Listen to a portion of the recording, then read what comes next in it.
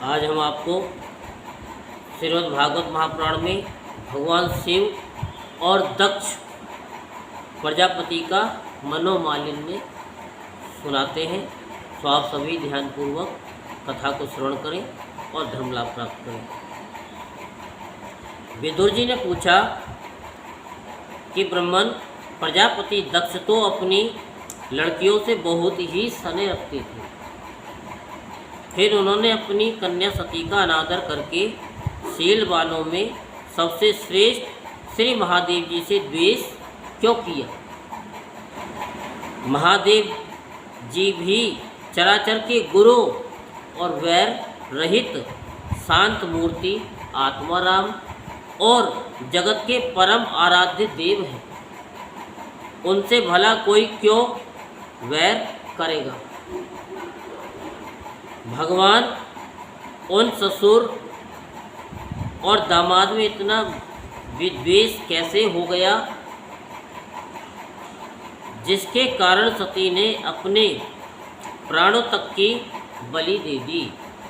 ये आप मुझसे कहिए।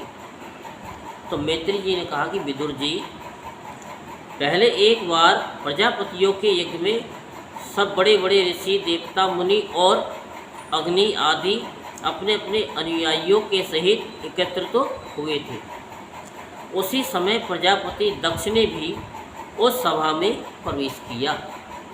वे अपने तेज से सूर्य के समान प्रकाशमान थे और उस विशाल सभा भवन का अंधकार दूर किए देते थे।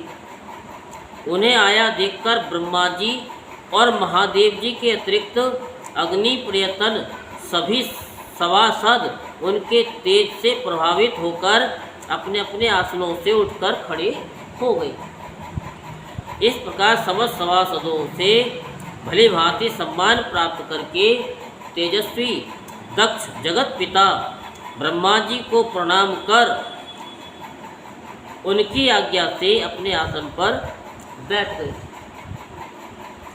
परंतु महादेव जी को पहले से ही बैठा देख तथा उनसे अभ्युत्थानादि के रूप में कुछ भी आदर न पाकर दक्ष उनका ये व्यवहार सहन न कर सके।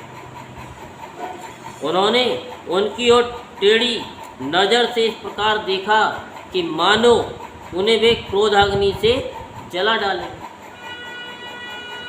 फिर कहने लगे, देवता और अग्नियों के सहित समस्त ब्रह्म ऋषिगण मेरी बात सुने।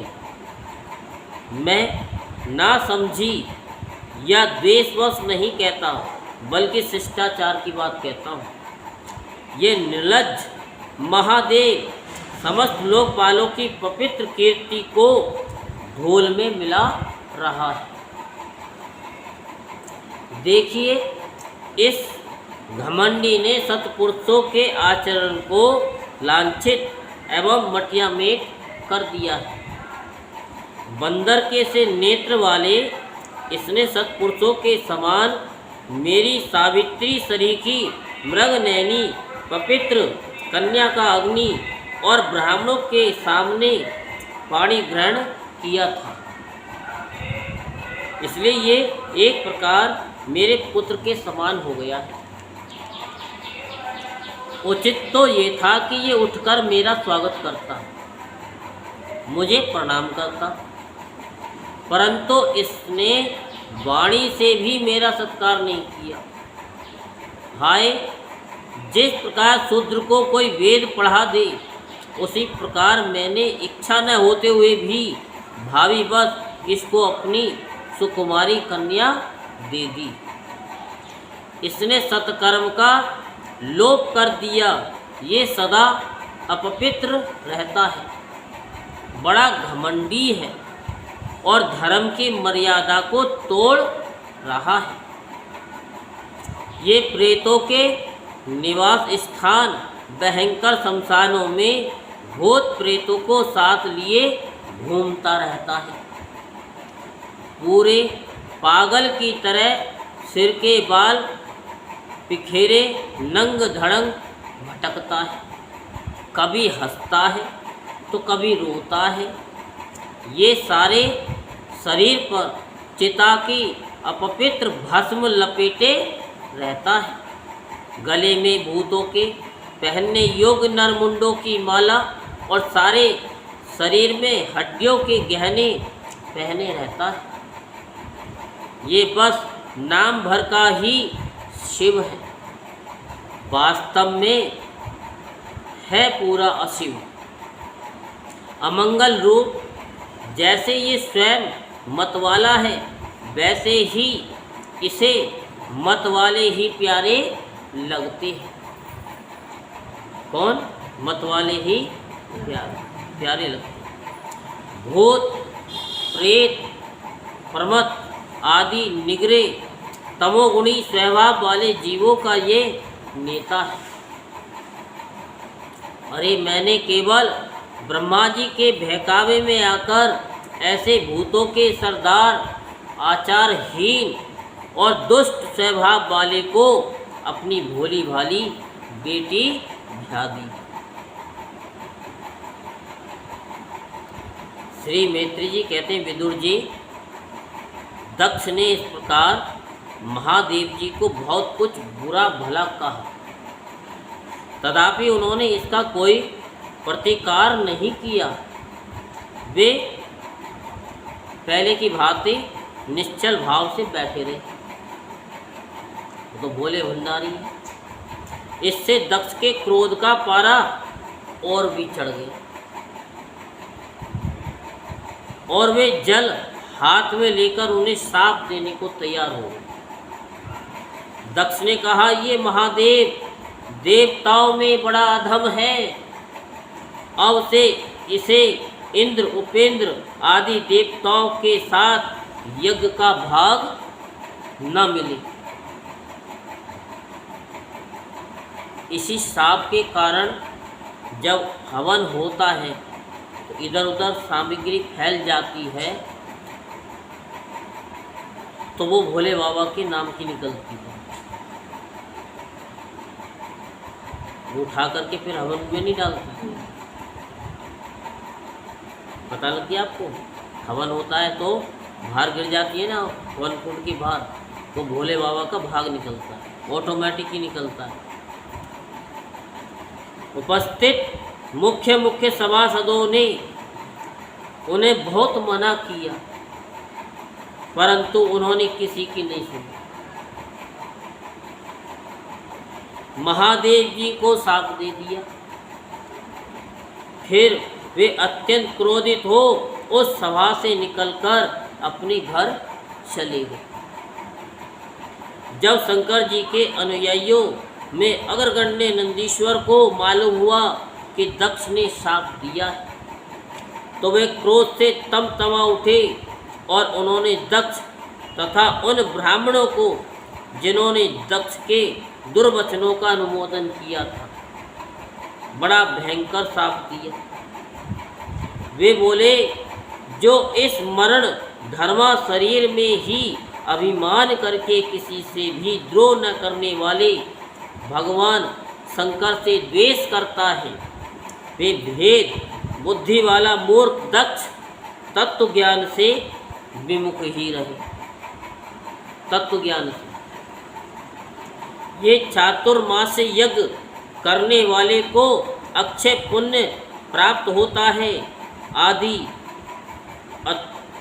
अर्थवाद रूप वेद वाक्यों से मोहित एवं विवेक भ्रष्ट होकर विषय सुख की इच्छा से कपट धर्म में गृहस्थाश्रम में आसक्त रहकर कर्म कांड में ही लगा रहता है। दक्ष ने एक शाप दिया और उस शाप का देखना आगे जाके क्या रिजल्ट मिलता है। इसकी बुद्धि देह आदि में आत्म भाव का चिंतन करने वाली है। उसके द्वारा इसने आत्म स्वरूप को भुला दिया। ये साक्षात पशु के समान है। अतः अत्यंत स्त्री लंपट हो और शीघ्र ही इसका मुंह बकरे का हो जाए। ये शाप कौन दे रहा है?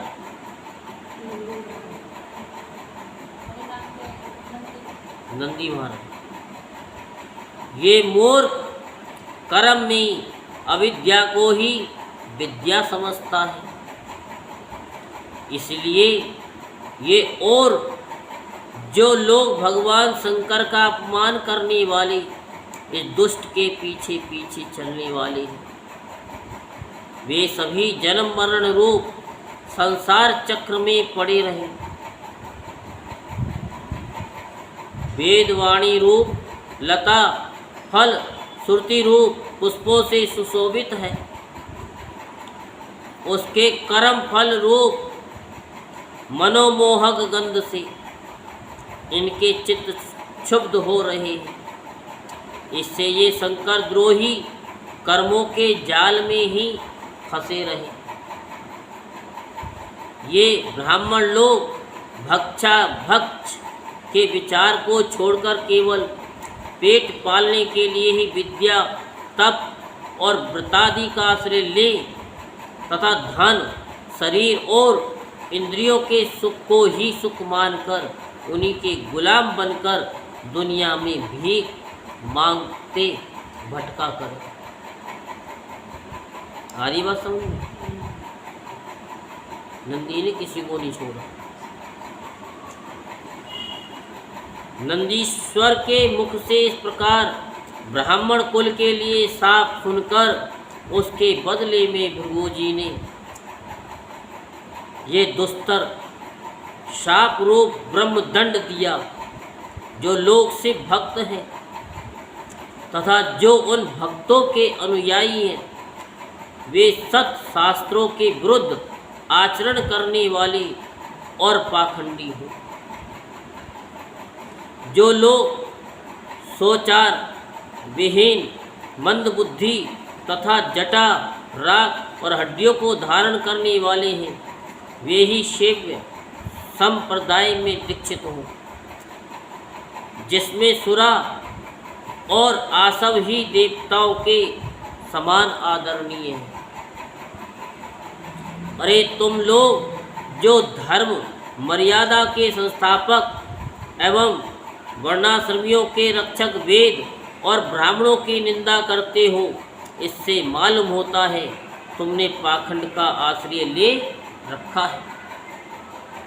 ये वेद मार्ग ही लोगों के लिए कल्याणकारी और सनातन मार्ग है। और पुरुष इसी पर चलते आए हैं और इसके मूल साक्षात श्री विष्णु भगवान हैं। तुम लोग सत्पुरुषों के परम पवित्र और सनातन मार्ग स्वरूप वेद की निंदा करते हो, इसलिए उस पाखंड मार्ग में जाओ जिसमें भूतों के सरदार तुम्हारे इष्ट देव निवास करते हैं। श्री मैत्री जी कहते, विदुर जी, भृगु ऋषि के इस प्रकार शाप देने पर भगवान शंकर कुछ खिन्न से हो वहाँ से अपने अनुयायियों सहित चल दिए, बोले कुछ नहीं। वहाँ प्रजापति लोग जो यज्ञ कर रहे थे, उसमें पुरुषोत्तम श्री हरि ही उपास्य देव थे और वह यज्ञ 1000 वर्ष में समाप्त होने वाला था। उसे समाप्त कर उन प्रजापतियों ने श्री गंगा यमुना के संगम में यज्ञांत स्नान किया और फिर प्रसन्न मन से वे अपने अपने स्थानों को चले गए।